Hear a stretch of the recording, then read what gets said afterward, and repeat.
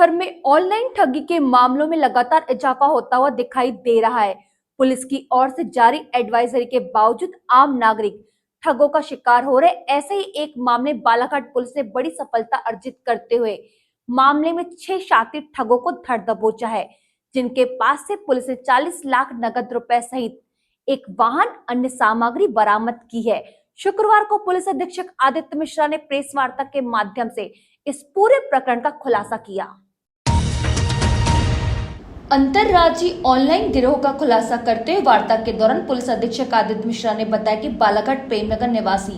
शोभा सोनीकर, जो कि हाल ही में शासकीय कार्य से सेवानिवृत्त हुई है, इन्हें ठगों द्वारा संपर्क किया गया कि आपने कोई ऑनलाइन पॉलिसी ली थी जिसका आपने प्रीमियम नहीं दिया है और पॉलिसी भी मैच्योर हो गई है। अगर आप प्रीमियम भर देते हैं तो आपको एक बड़ी रकम मैच्योरिटी के नाम पर मिल जाएगी, जिसका फायदा सितंबर 2024 से विगत 6 महीनों तक आरोपी ने थोड़ा थोड़ा कर 44 लाख रुपए की राशि हड़प ली। जिसके बाद पीड़िता को समझ आया कि उनके साथ कहीं न कहीं धोखाधड़ी हो रही, जिसके बाद पीड़िता शोभा ने 23 अगस्त को पुलिस से संपर्क किया, जिसके बाद पुलिस ने उक्त मामले को गंभीरता से लेते हुए छानबीन प्रारंभ की। छानबीन के दौरान यह जानकारी मिली कि जिस दिन पीड़िता के द्वारा ठगों को राशि ट्रांसफर की जाती, उसी दिन एटीएम व अन्य माध्यमों से राशि अलग अलग तरीकों से निकाली जाती थी। जिसके बाद अन्य तरीकों साइबर टीम के द्वारा इस मामले की तह तक जांच प्रारंभ की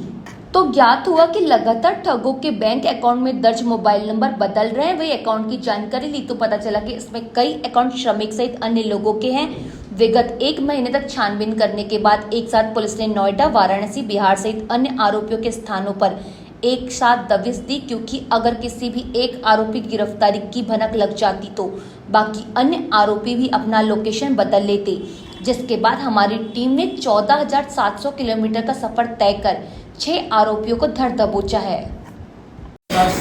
जो हमारी फरियादियाँ हैं, शोभा मैडम हैं, जिन्होंने अभी रिटायर हुई हैं विभाग से, और बहुत दुख की बात है कि उनको संपर्क किया किसी ने कि भाई आपने कोई ऑनलाइन पॉलिसी जो ली थी पहले, उसके शायद आप प्रीमियम नहीं भर पाए हो, तो पॉलिसी आपकी मैच्योर हो गई है, अगर आप प्रीमियम भर दोगे तो आपको एक बहुत मोटी राशि जो रिटायरमेंट के बाद मिलती है वो मिल जाएगी। और जैसा कि रहता है कि अपने भविष्य को सुनहरा करने के लिए हर व्यक्ति सोचता है कि अगर मेरे कोई पुरानी चीज़ हो उसको कर लें, तो मुझे लगता है कि ये बहुत ही कॉमन मोडस ऑपरेंडी है किसी भी साइबर फ्रॉड के लिए। तो जब ये हमारे पास आई तब इन्होंने बताया कि मैं पिछले साल सितंबर 2024 के बाद से, जब मेरे को पहली बार ये आरोपियों ने संपर्क किया था, वहाँ से लेकर अगले 6 महीने तक लगातार थोड़ा थोड़ा करके उनको करीबन 44 लाख रुपए जो है उनके खातों में ट्रांसफ़र कर चुकी हूँ। कभी एक खाते में ट्रांसफ़र कराते थे, कभी दूसरे खाते में ट्रांसफ़र कराते थे, फिर इसके बाद कभी इनको रिसीट्स भेजते थे कि आपका जो पैसा आपने जमा कराया है ये इंश्योरेंस रेगुलेटरी डेवलपमेंट अथॉरिटी के पास हमने जमा कर दिया है। ऐसे करके बेचारी मुझे लगता है 6-7 महीने तक परेशान होती रही। उसके बाद जब उनको समझ में आने लगा, और काफ़ी दिनों तक उसके बाद भी, चौथे महीने के बाद भी उनसे लगातार संपर्क करके पूछती रही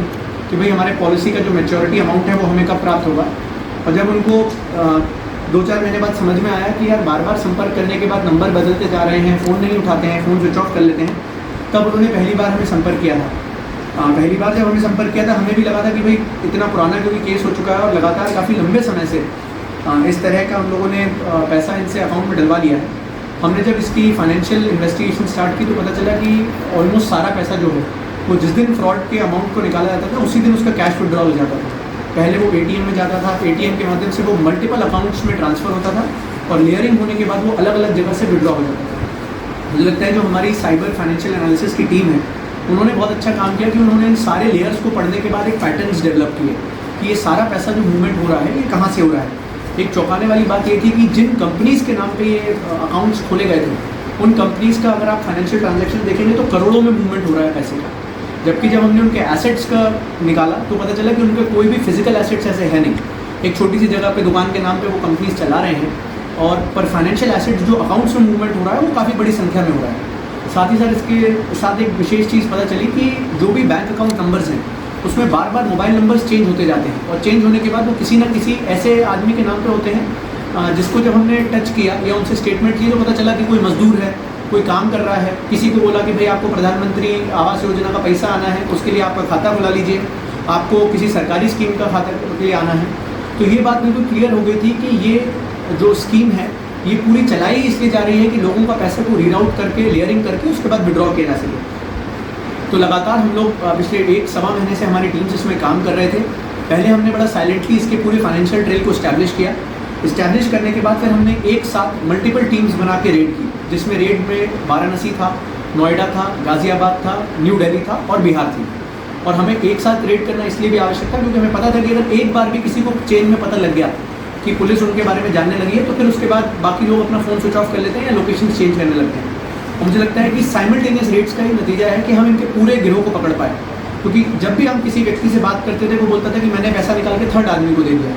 तो इसलिए सबसे इंपॉर्टेंट किसी भी फाइनेंशियल ट्रांजैक्शंस में या ऐसे साइबर फ्रॉड में रहता है कि आप पूरी चेन के एंड चेन को अगर पकड़ लेंगे तो मुझे लगता है कि वही चीज़ हमारी टीम ने करके दिखाई है। और मुझे लगता है कि 14,500 किलोमीटर खुद चले हैं और मैंने खुद देखा है क्योंकि हम लोग जब मॉनिटर करते थे, अभी भी टीम जो है लगातार 48 घंटे से बिना सोए वापस अभी दिल्ली से लेके आई है। अभी आरोपियों को हम लोग कोर्ट में पेश करेंगे, फिर रिमांड वापस लेंगे और करीबन 10 बार तो टीम्स, विभिन्न टीम्स जो है वो वाराणसी, नोएडा, गाजियाबाद सब जगह गई हैं। और ये ना केवल एक अनटायरिंग प्रोसेस रहता है, पर व्यक्ति को हमेशा अमूमन ये रहता है, आस नहीं रहती है कि कभी फाइनेंशियल फ्रॉड्स का पैसा वापस निकलेगा। पर मुझे लगता है कि जो टीम्स ने काम किया है वो बहुत ही इंपॉर्टेंट था और बहुत ही महत्वपूर्ण था कि ऑलमोस्ट करीबन 40 लाख रुपीस कैश, पर साथ साथ इनकी जो भी कंपनी से चला रहे थे उनके सारे डॉक्यूमेंटेशन, इनका जो पूरा कॉल सेंटर चल रहा था उस कॉल सेंटर की सारे डिटेल्स, प्लस इन्होंने इनके पैसे से यूज़ करके जो गाड़ी परचेज करी थी उस गाड़ी को भी। मुझे लगता है कि सारी चीज़ों से एक चीज़ तो बहुत सिद्ध है कि यदि हम लोग पूरी फाइनेंशियल ट्रेल को चेक करना चाहें तो उसको करा जा सकता है और मैं पूरी टीम का धन्यवाद देता हूँ। बता दें कि आरोपी बिहार भोजपुर से राहुल राजनाथ, गाजियाबाद उत्तर प्रदेश से हिमांशु, बुद्धिनगर नोएडा से ब्रजेश, दिल्ली से सतपाल, शाहदरा दिल्ली से अमन, नोएडा से अंकित वर्मा को पुलिस ने धर दबोचा है। पुलिस अधीक्षक आदित्य मिश्रा की माने तो यह सभी आरोपी महाराष्ट्र, मुंबई के थानों में वांटेड भी हैं। इसमें एक महत्वपूर्ण चीज़ है कि ये जो अंतर्राज्यीय गिरोह था ये वर्तमान में महाराष्ट्र क्राइम ब्रांच भी इनकी तलाश में है। जिला इंदौर की मऊ पुलिस जो है उनके यहाँ भी इनसे संबंधित इनका अपराध है। धार में धामनोद थाना जो है उसकी पुलिस को भी इनकी तलाश थी और काफ़ी समय से ये सारी पुलिस इनकी तलाश तो कर रही थी पर पूरी चेन कभी पकड़ी नहीं जा रही थी। तो मुझे लगता है नेक्स्ट टास्क हमारा ये रहेगा कि इन सभी जो कंसर्न पुलिस स्टेशन हैं उनको इसके बारे में इन्फॉर्मेशन दें और इन्फॉर्मेशन देने के बाद वो जो उनके यहाँ की वैधानिक कार्रवाई है वो उसको सुनिश्चित कराएंगे। पुलिस अधीक्षक ने बताया कि इस प्रकरण में पुलिस ने साइबर क्राइम पोर्टल के माध्यम से खातों को सीज कराया, जबकि 800 मोबाइल नंबरों और 32 बैंक खातों का गहन विश्लेषण किया, जिसके बाद 6 टीमों ने एक साथ अलग अलग लोकेशन में दबिश देते हुए 6 आरोपियों को गिरफ्तार करने में सफलता अर्जित की, जिसमें पुलिस ने 40 लाख नगद, मोबाइल, लैपटॉप, कंप्यूटर, एक होंडा सिटी गाड़ी जब्त की है।